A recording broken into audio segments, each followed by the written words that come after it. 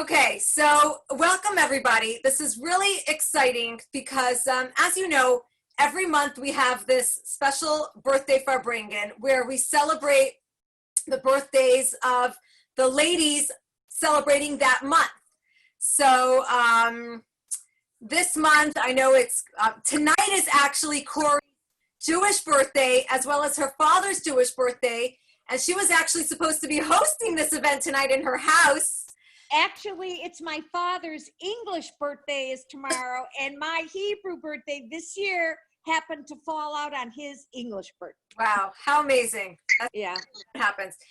So she was going to be hosting this event tonight, but God had other plans. That was a year ago, right? We talked about it. I was going to have it at my house. Literally last summer. Yeah. Look at the fly here. I know it's also Gail Wertheimer's birthday this month, right, Gail? When's your birthday? Oh, we can't hear you. I have to unmute you. There we go. It was Monday. It was Monday. Monday. It just was. Happy. It just was. Thank you. Thank you. And there you are. Okay, and then we Why have. can't I get you people? Oh, There you are, Charlotte. There you are, Charlotte. hi. Brian Happy birthday, everyone. Greenwald. I'm gonna just go back to muting everybody because I like when it's quiet. So Marsha Greenwald, Gail Cooper, Alice Fredericks, Gail Shallop, I don't think is here, Sarah Levin, so Leah, and Susan Pelosi, and Corey. So we are so happy to have you all here. And, you know, it's been years that I've been really wanting to bring my grandmother to speak to our group because she has so much to say. And honestly, like I was telling her this afternoon, is that I love telling people that I come from a long line of strong women. It didn't start with me. It didn't start with me. And for those of you that know my mother, it didn't start with her either. And to tell you a little secret, it didn't start with my grandmother either. It's a long line. And I've really always wanted to introduce my grandmother to you as really a force. She really is a force. But in addition to that, I thought that tonight in particular would be such a great opportunity for me to introduce her to you. Hello. Hi, Charlotte. We see you. Okay. I just want We see you, Charlotte. Because this week is actually the Rosh Chodesh Tammuz. We celebrate the beginning of the month of Tammuz, and as well, it is actually Gimel Tammuz, the third day of Tammuz, which is actually the passing of the Rebbe. And I thought that, you know, throughout our farbringens, as I was explaining to my grandmother, is that the farbringens is when we get deep. It's a much more spiritual. Experience, and we've really gone through the different dates in the Hasidic calendar. We've spoken about different Rebbitzins, we spoke about different Rebbes, but we never really spoke about the Rebbe. And I thought this was a perfect opportunity to kind of blend these two, because as you'll see with my grandmother, as you're going to hear from her, that her life and the Rebbe's life were very, very much one and the same. She always lived, even though she lived very far away in Milan, and she's going to tell us how that happened. My grandparents spent every single day of their lives living simultaneously with the Rebbe. And I think that they're perfect examples for you to see what that means and what the life of a chassid is. So without much further ado, I'm going to unmute my grandmother. How does that feel, Bubby? 1 second. Hold on. Wait, it didn't work. Ay. There we go. What did you say? I said every once in a while it's good to be muted. Yeah, I'm definitely with you on that.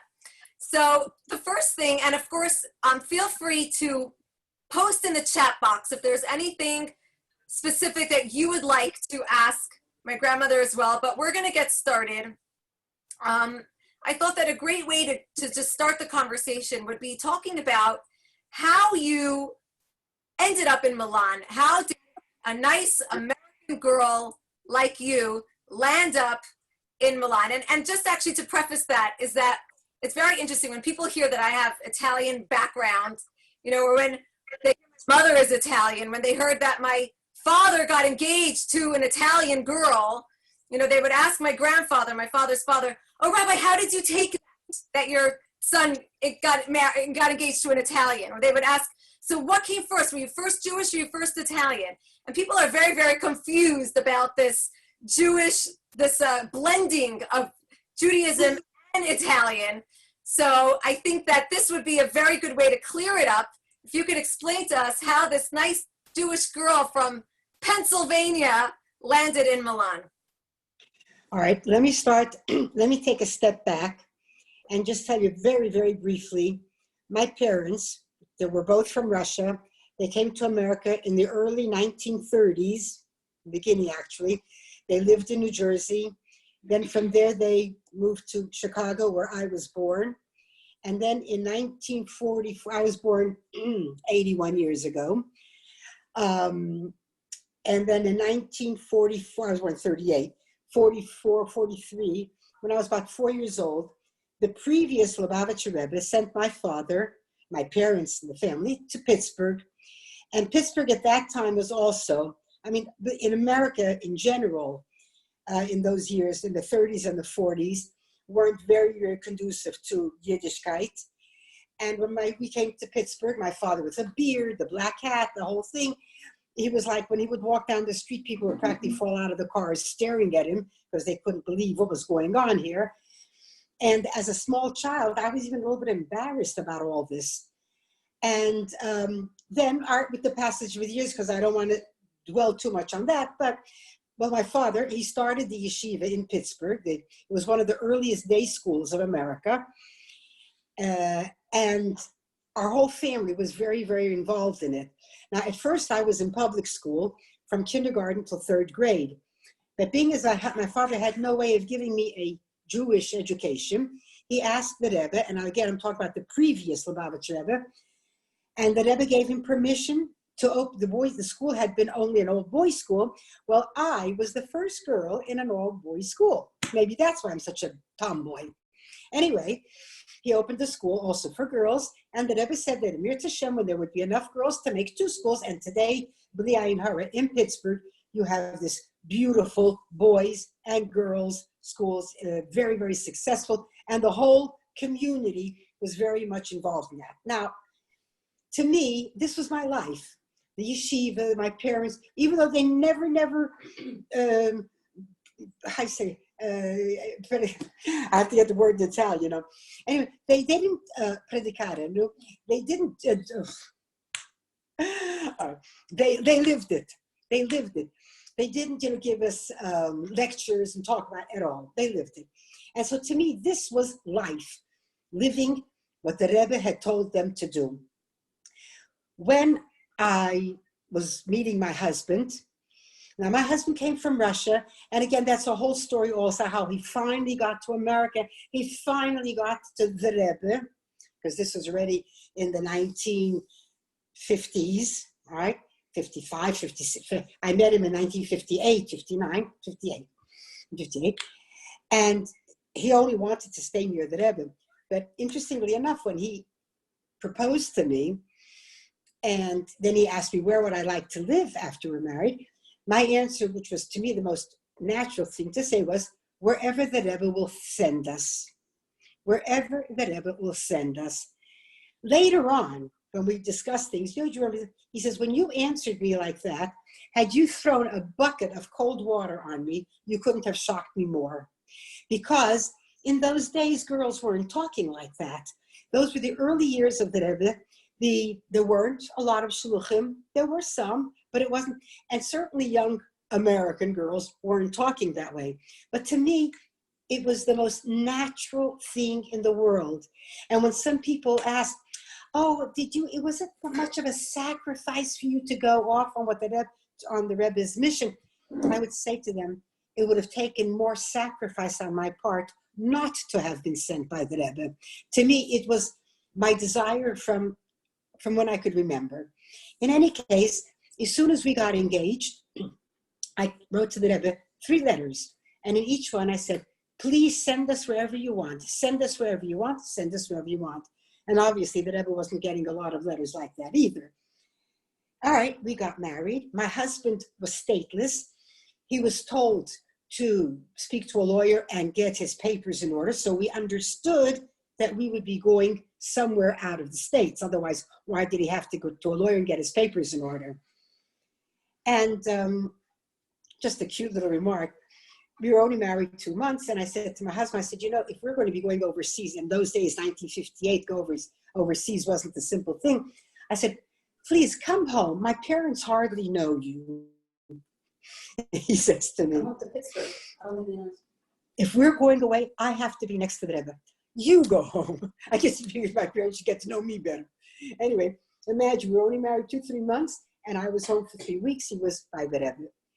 And one day, the Rebbe's secretary said to my husband, if you want to know where you're going to Italy.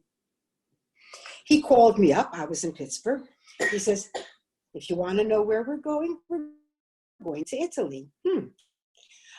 I thought, are there any Jews in Italy? The only Italians I knew were the shoemakers. We're going to a country of shoemakers. Who knows where we're going? Anyway, I hang up and I go into the dining room. My father's sitting there working on yeshiva paper. I say, the Rebbe's sending us to Italy. Oh, if the Rebbe's sending you, vorgesund, go. Okay, I figured maybe I'll get a rise out of my mother. And if I go into the kitchen, I said to mother, Ma, you want to know where we're going? We're going to Italy.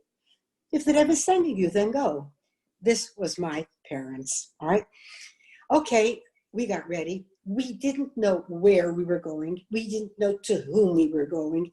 Only thing we knew was that my husband was going to be the rabbi of the Ashkenazi shul in Milan, which I'm going to tell you about right away. Just before we left, about a day or two, or maybe even the same day, I don't remember exactly, the Rebbe's secretary called me into his office, and he said, I turned 20 the day after we came to Italy, just to tell you how old I was. He said to me, start with a school.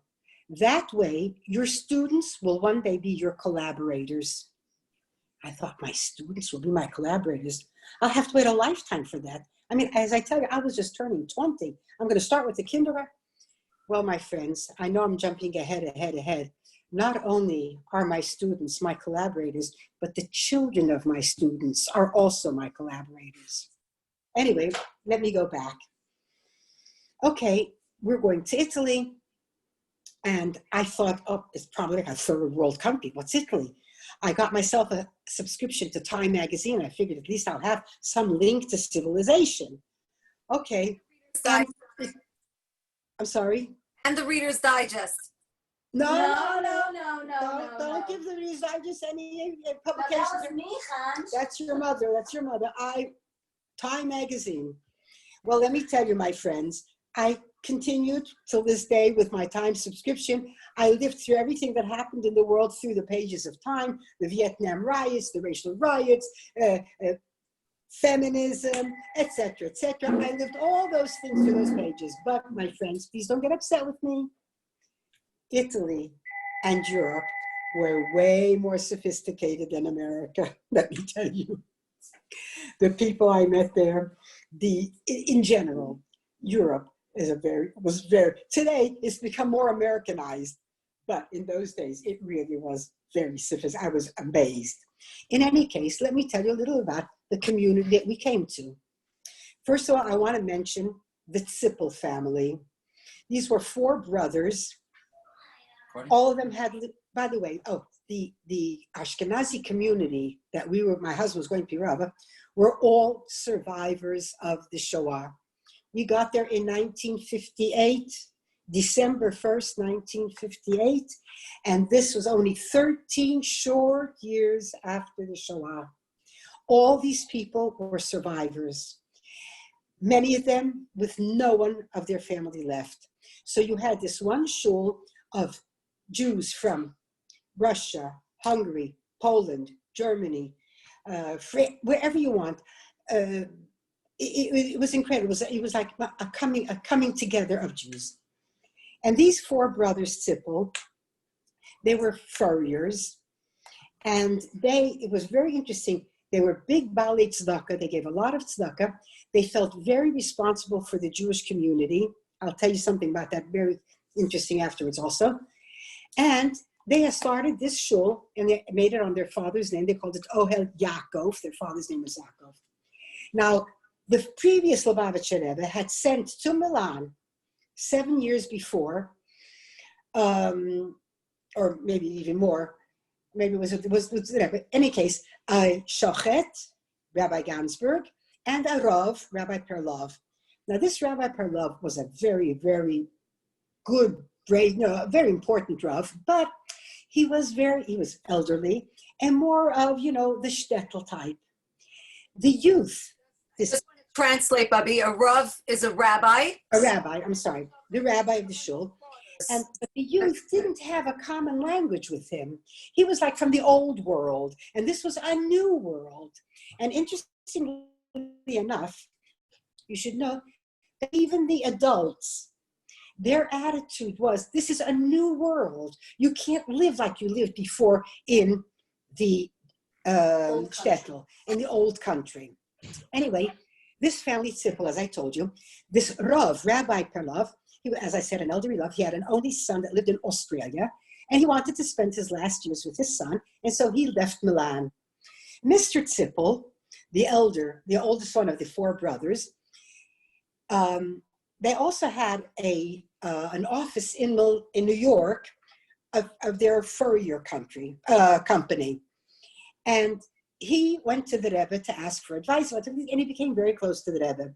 When the rabbi left, Mr. Zippel asked the Rebbe to please send a new rabbi to Milan, but he was explicit. He said, please send somebody young that can have a connection, they can have a common language with the youth, which was very important to them.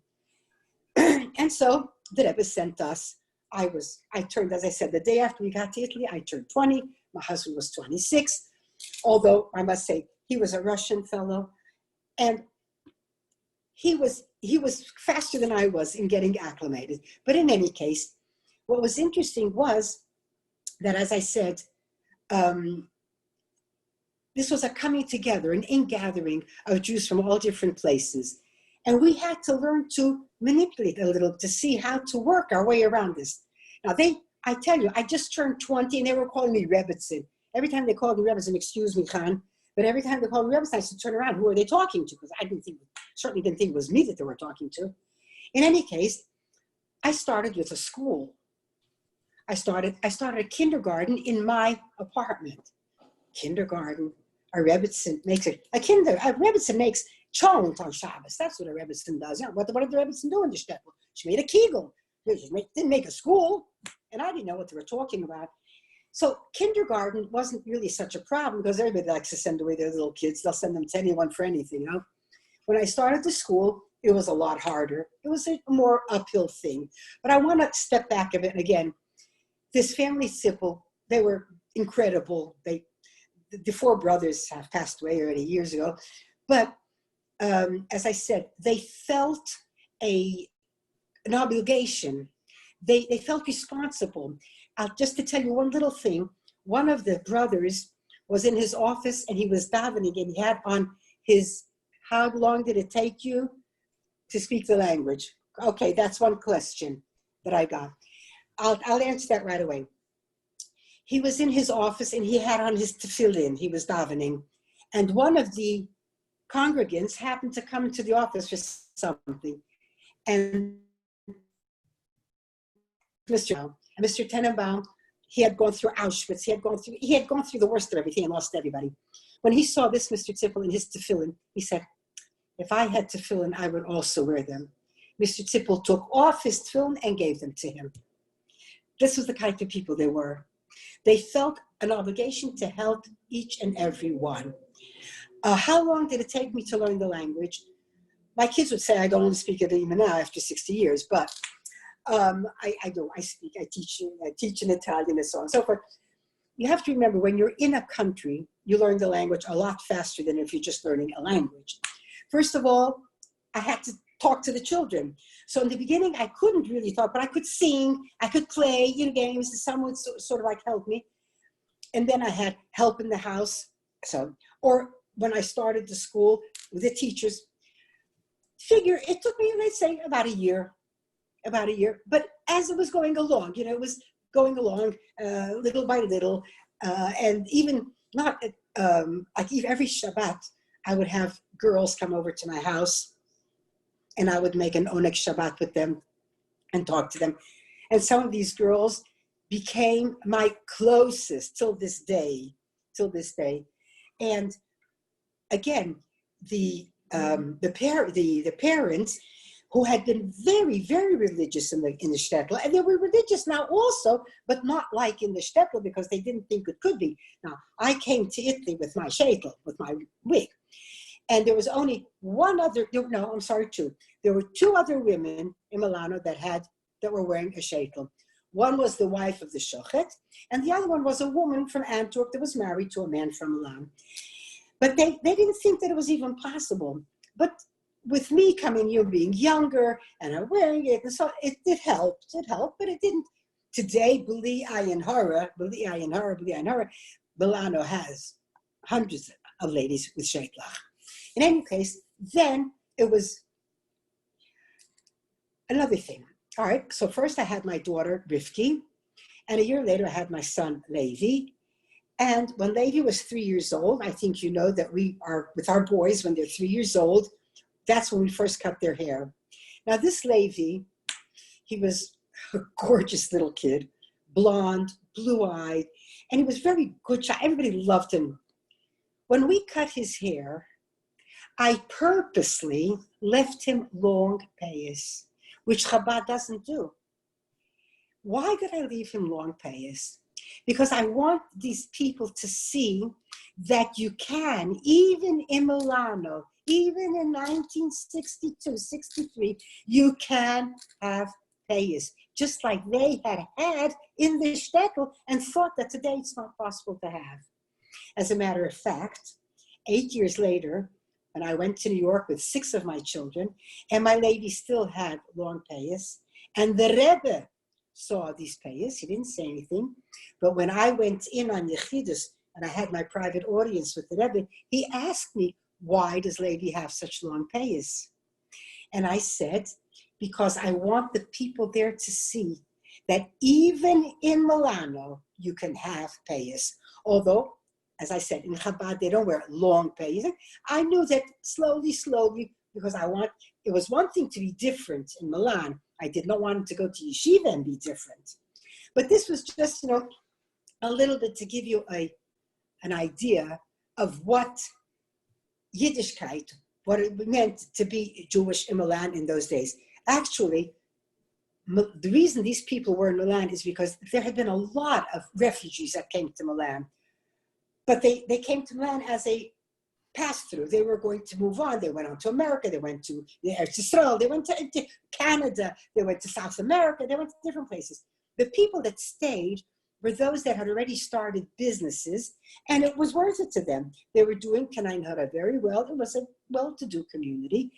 And again, they were flabbergasted by the fact that a young couple from America would come to me, and even more flabbergasted, as I tell you, that as a young American Rebbitzin, let's call me Rebbitzin, okay, that I was with it, and at the same time, with the sheitel, and at the same time, I could talk to the kids, and the kids liked it, and they came, and I would sing, and I would dance, and I would do, and that was more or less our beginning in Italy.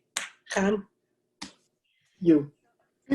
As you were talking, I was actually thinking that, I had said earlier how your life in Milan always really coincided with what was going on in New York. And I want you to share, first of all, you had a lot of correspondence with the Rebbe throughout your living in Milan, which of course you still do till today. You're still there. You'll be there till Mashiach comes, just so that everybody knows that. Even though you are in New York right now, just for a little while. And I know your children and grandchildren and great-grandchildren are enjoying your company immensely. But I want you to share with everybody, number one, about your correspondences, as well as Zaidi had some very special correspondence as well. My grandfather would write to the Rebbe. I think he has a letter dated for every single day of the year. Is that correct? More or less, yes. Correspondences he had, and I thought maybe you would share a little bit about that relationship. I'll just tell one story. The Rebbe had said to my husband, he says, I hear there's a city near Milan of Hasidim, but they don't learn Hasidut. What are they learning of Hasidim? Okay, he was talking about the city of Lugano, which is in Switzerland. And being as Milano's North Italy and Lugano's South Switzerland, it's only about an hour away by train. Well, my husband wasn't invited to Italy, to Switzerland, to learn with the men, but I was invited to Switzerland to speak to the women. So I felt like a big shot. Oh, I'm going to be the one who's going to be learning Hasidut with the people of Lugano. Because every time they called me and they asked me to speak for them, I would take one of the Rebbe's talks and I would repeat it. So I was teaching, big spiel. So they called me for Hanukkah, one for Purim. Once they called me for a Sunday, and they said, we want two things. One, you should speak to the girls in the afternoon, and one, you should speak to the women in the evening. So big shot me, I prepared two speeches. That way, if the girls come in the evening, they won't say, oh, we heard it already. Okay. I said my little speech in the afternoon to the girls, which was also always of things of the Rebbe. It went fine. In the evening, I spoke for the women. It went fine. I spoke for about 40 minutes. I finished, and it was silent. And they said, some more, keep talking.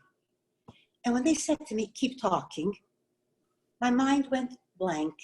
I couldn't think of a word to say. Okay. The minute passed, talk, beside me, this. When I got on the train to go back to Milan after this evening, an hour ride, I cried the whole way home. We're looking for people to teach them, to give them sichot of the Rebbe, his learnings, his teachings, and so on.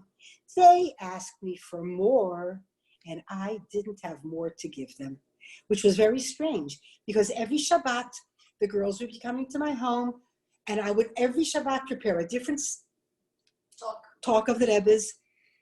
So I had plenty, but my mind went blank. For 2 or 3 days, I went around really in a daze. I just couldn't find myself. I sat down, and I wrote the Rebbe a letter, and I explained to him what had happened. And I finished off my letter saying, when I was in school in Bet Yaakov, there were such smart girls in my class. If the Rebbe had sent one of those girls, she could have done so much more than I. That was how I finished my letter. Also, I had sent another letter about something else a little before that the Rebbe hadn't answered. About a week after I sent this letter, I got an answer. And it's interesting. I used to write to the Rebbe in Yiddish. He always answered me in English. And the Rebbe sent me back this beautiful letter. He says, I received your letter and your previous letter, and I'm surprised that you're so in doubt about your capabilities. But in any case, and he says like this, in Hasidut, it talks about 2 types of planting. You can plant wheat in a field of wheat, and quickly it grows and you get a lot, but it's not worth that much. You can plant an orchard of trees. It takes years for the fruits to come, but when the fruits do come, they're worth a lot more. So too, the Rebbe writes, in the activities of a person. Sometimes we do things and we see the results immediately, and they're good, they're fine, but they're not necessarily the greatest. And sometimes it takes more time to see the results, but once we see the results, we realize how much more they are worth.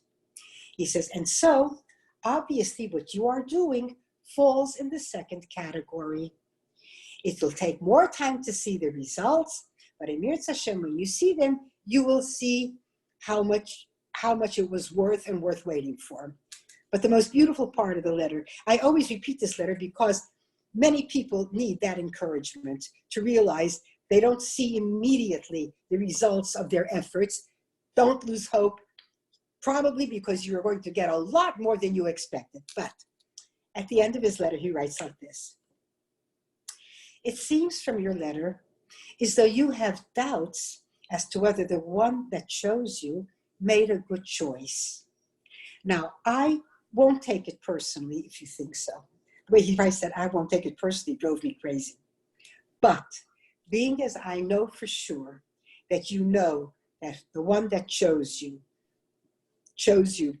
knew what he was doing while he chose you, continue on with your work, and in Mirz Hashem, you will see the fruits of your labor. That, I mean, I have other letters from the Rebbe, but to me, that is the letter from the Rebbe. And I love sharing it with anyone that wants it, because many times after I have shared it, I've gotten feedback from people that said, you know, I really needed that. And I have no problem, Khani, sending it to you, and you can send it and give it to whoever wants with pleasure. Well, there was also another very, very special, I don't want to say correspondence, but more of an experience that happened when Zaidi came to New York. And I would like for you to tell the story, but with regards to you, where the Rebbe wanted him to get a special gift for you, if you could please. Okay, gotcha. All right. You know, among the things that I made in Milano, I started a camp, I started a school, I started a seminary of girls. And when I talk to my seminary girls, these are all girls that are 18 and up, I always talk to them about marriage, a lot about that. And of course, you know, these are all girls that go with shidduchim. They don't go to a bar and meet somebody, you know. And when we talk about marriage, and they don't know, well, how do you know? I say, girls, there's nothing logical about a shidduch, and the most about a husband and wife that come together. I say, and the most illogical pair that I know is me, my own. My husband, a Russian boy, me, an American girl. When we got engaged, no one understood it. I don't know if we understood it ourselves, but nobody understood it. Okay, thank God, I got the most magnificent husband in the world. We got married, we went to Italy. Now, we got to Italy, I told you, 1st of December. My husband, he couldn't wait to get back to New York to see the Rebbe. He only had to see him and come back. That would have been nothing. But I mean, in those days, in 1959, to travel by plane, it was, besides the fact it was expensive as anything, and it wasn't common. In any case, in July of that year, that's about 8-9 months later, in those days, schools in Italy closed the 31st of May. They were closed June, July, August, September, and started the 1st of October. 4 months of vacation. You can imagine what that is. And most of the people would go away 2 weeks to the mountains, 2 months to the mountains, 2 months to the beach, or whatever. But the month of July also, the place was empty. Okay, my husband chose then to go. Also, it was the anniversary of the passing of the Rebbe's father, you know. And my husband went to New York for that week.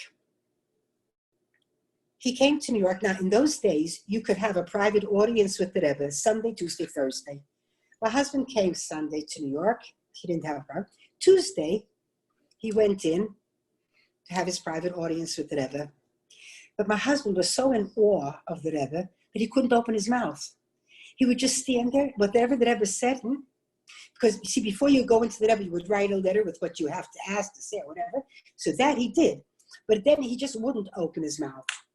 Okay, in that audience on Tuesday, knowing that he's not going to open his mouth and say a word, the Rebbe said to him, and I have challenged Chabad over and over and over again to find somebody else that the Rebbe said this to.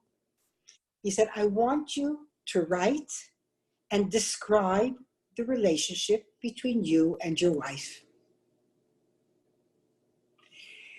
Okay, so my husband sat down and he wrote a letter. He didn't sit down. Didn't sit down. Oh, my daughter says he didn't sit down. Maybe he stood and did it. Okay. He wrote the letter. I'm so upset with myself because I was too proud to ask him what he wrote. Anyway, so he wrote the letter, but he did tell me the last line of the letter, and I'll tell you why. The last line in Hebrew, but I'll say it in English, was, maybe I should not have been so profuse in her what? Virtues. Virtues, right. From how old was the rabbi? My husband, the rabbi? Probably the Rebbe. Or the Rebbe? Is it my husband that you're asking how old he was at the time? Well, my husband, I figured like this. The Rebbe was in his 50s, in his late 50s. The Rebbe was in his late 50s. And my husband was 26, 27. Anyway, so why did my husband tell me that last line? Because when the Rebbe was reading it, where he wrote, maybe I should not have been, the Rebbe crossed out not, have been so profuse, the Rebbe underlined in describing her virtues. Okay, that's all I know about that letter. I have no idea what virtues he wrote about. Anyway, this was Thursday. He was coming back Sunday night, leaving New York Sunday night. Sunday morning, the Rebbe's secretary said to my husband, oh, you're going back to Milan? Are you bringing your wife a present? He says, yes. What are you bringing her? Cake. Because I'm a Nashita. Milano, there was nothing kosher. And so he was doing me a big favor. He's going to bring me back cake. So the secretary says, oh, very nice. She should eat it in good health. But maybe you should get her something gold. I says, okay. Well, what do you think you would get her? And he didn't really have a lot of imagination as far as jewelry is concerned. He had already gotten me 1 or 2 watches. He said, a watch. Okay. And the secretary says, do you mind if I help you choose it? My house says, with pleasure. Now, this was a Sunday. The stores were closed. But there was one chassid that had started working in jewelry. They called him up and they asked him, would he please bring over a selection of watches to 770 so that my husband and the Rebbe's secretary could choose a watch for me. Okay. He came. He brought it into where the secretary was. And there was the secretary, and I think there was another secretary, and there was the guy that brought it, and there was my husband. And of course, obviously, with 4 men, each one had a different idea which watch was the nicer one.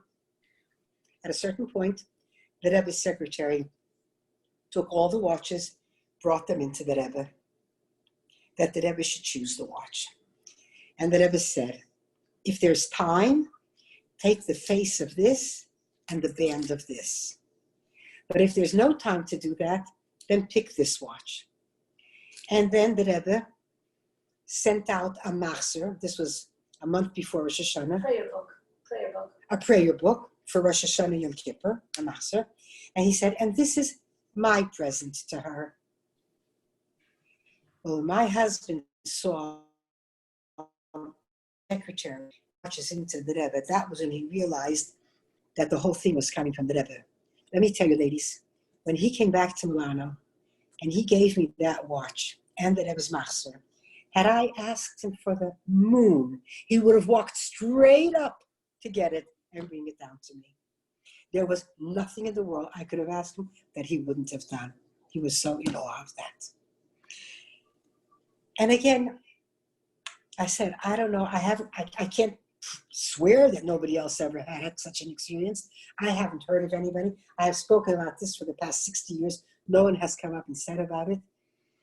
The only thing I can say is that how illogical our shidduch was, even though the Rebbe was involved in the shidduch, he did not make the shidduch. He was involved in it because I wouldn't take him, because when my husband proposed to me, I said, I have to ask the Rebbe. That's my answer to him. And I wrote to the Rebbe. And at the end of my letter, I always wrote, if the Rebbe says this is the right one for me, that's enough. And the Rebbe wouldn't. 3 letters I wrote. At the 3rd letter, he answered me, see him again, and then you'll be able to evaluate your feelings. And I went out with him again, and I just took one look at him, and I thought to myself, are you crazy? This is just what you're looking for. And I just said, that was how I answered him. Okay? But still, even though the Rebbe was involved in it, he also, I think, had a little bit of this doubt. How important the Rebbe was the Ashliach and Ashlucha. How, in other words, even though the Rebbe was involved in the shidduch from the very beginning, it was so important to him to know that it's really working, that it's really something, that not that we're together because we have no choice. My dear friends, you know why we were together? Because we loved each other very much. And we had the Rebbe's bracha. Still, We had the Rebbe's bracha all the way. blessing. Han? Yeah, what I love so much about that story is that I love saying, and if you remember, I said this at our gala a couple of years ago at a big concert, the Judah Fisher concert, is that of all professions in the world, but definitely in the United States, the one that has the highest rate of female CEOs is in Chabad, right? In Chabad, there's 50% female CEOs because And proud husbands. it's all. Let me, Hani, excuse me if I'm interrupting you. In general, in the outside world, when a husband and wife each has Position. not so much a mission, A position. a position, or that's not even the word I want. All right, come on, Khan, what's the word I want? Each one has his own. She's telling you. Profession? All right, each one has his own profession. That's also not the word I want, but anyway. If the wife is more successful than the husband, it creates a lot of difficulty. And many times it has even brought to divorce because a man wants to feel that he's the man. And in Chabad, when the Rebbe sends out a couple, he doesn't send out the man and the woman goes as his laundress. And she's going to make his suppers. The Rebbe sends out a couple on an equal basis. He sends out a shliach and a shlucha, and both of them get the same amount of attention from the Rebbe. And the Rebbe is interested as much in and in Chabad, because I say, when I tell my girls in seminary, I say the biggest women's liberationist is the Lubavitcher Rebbe. He took the woman and put her on a pedestal. If the men have a convention, the women have a convention. And what I love is that the women's convention, it's made by the women, it's done by the women, and it's paid by the men. Oh, that's the only part they have in it, that they pay for it. But in Lubavitch, the men are proud of the fact that their wives are so accomplished. They're proud of the fact that their wives manage to do the things that they do. And sometimes, my husband was always pushing me out, pushing me forward. I should be. And there were times even when there were things that he did, he would give me credit for it. They had no problem with that. My husband, truthfully, happens to be very self-confident. He has no problem with that. But I always say, in Lubavitch, the men glory in their wives' success. And that's why. And why? Because the Rebbe gives them so much importance. When the Rebbe talks to the women, he has the whole shul full of women. Where are the men? They're upstairs in the gallery, where the women usually are. The Rebbe gives the women, I would say, equal or more importance than he does to the men. Because he knows that when a guy has a good wife, he'll be successful too. Connie? So yes, thank you, Bubby. That was exactly the note that I wanted to end on. I don't know if anybody has any specific questions that they would like to address. But yeah, that's exactly where I was going. That I was actually going to say that I know you are a real Jewish feminist, as I would say. And Torah feminist. want to just talk about that a little bit in closing. And if anybody else has something that they want to ask, please feel free to put in the comments. But all my feminist ideas come from my grandmother. So I'll let her give it to you herself. Go ahead, Bubby. What would you like me to talk about, Hani? What is it you're asking me? What would I like you to talk about? Your views on Jewish feminism. I'll tell you something. It's a little bit, maybe not even so fair to ask someone like me to talk about that, because like I said, with the husband that I have, I was able not only to do anything I wanted, he was always pushing me to do more. And excuse me if I say something that, if you remember, Hani, the last time you had this one, you speak speeches with your women, and you said you were asked when you were being interviewed, you were asked about parents showing affection in front of the children, so on and so forth. And you said that your mother told you that her parents never showed physical affection in front of the children, but just by the way they spoke to each other and the way they spoke about each other, we could tell how much they loved each other. I just want to add one thing. When you said it, you must know, because I never heard it said in those terms. When you said it, you touched me so profoundly, I can't tell you. And I've been repeating it over and over and over to my kids of this. And as repeating it, so I said, yeah, Ma, don't you remember this? Yeah, Ma, that. And we were thinking, when we used to come home from a wedding, and we would get into the elevator to go upstairs, Zadie would say to me, except for the bride, you were the most beautiful tonight. Now, being the foolish person I was, I said, oh, come on. I know he didn't look at the other woman, so he didn't say I was most beautiful. He didn't even look at the bride. Okay, but when we would get into the house, he would say to the kids, except for the bride, Mommy was the most beautiful tonight. Okay? I never had to fight for my feminism. I never had to, it was never a battle for me, because he gave me so much space. He gave me so much honor. He gave me so much attention. I never heard the word no. Never. Never. I can't say that I asked him things, who knows what, but I never heard the word no. What bothers, I am very much a feminist, and don't any guy try stepping on my toes, because he's going to feel sorry. But what bothers me about the feminists is that instead of fighting to be the women they could be, they're trying to be like the men. If the men do this, they want to do this. If the men do that, they want to do that. Why? I don't want to do what the men do. Let them do what I do. And that's the only thing they want. Or they would denigrate motherhood. Oh, you're just a mother. Like if someone, well, what's your profession? That was the word I wanted before. What's your profession? Oh, I'm a housewife. That's a profession. Excuse me. You know what you have to be a housewife? You have to be a doctor, a lawyer, an engineer. You have to be a disciplinarian. You have to be in order to be a good wife, mother, and houseworker. Okay? But that's not the point. The point is that instead of focusing on what women are and what they can be and what the Torah makes of women, I'm going to say something. I don't know how well this is going to go across. Can I say to you about the mikveh? I was saying. Okay, you're in a safe space here. Okay. Oh, okay, listen. There's married life.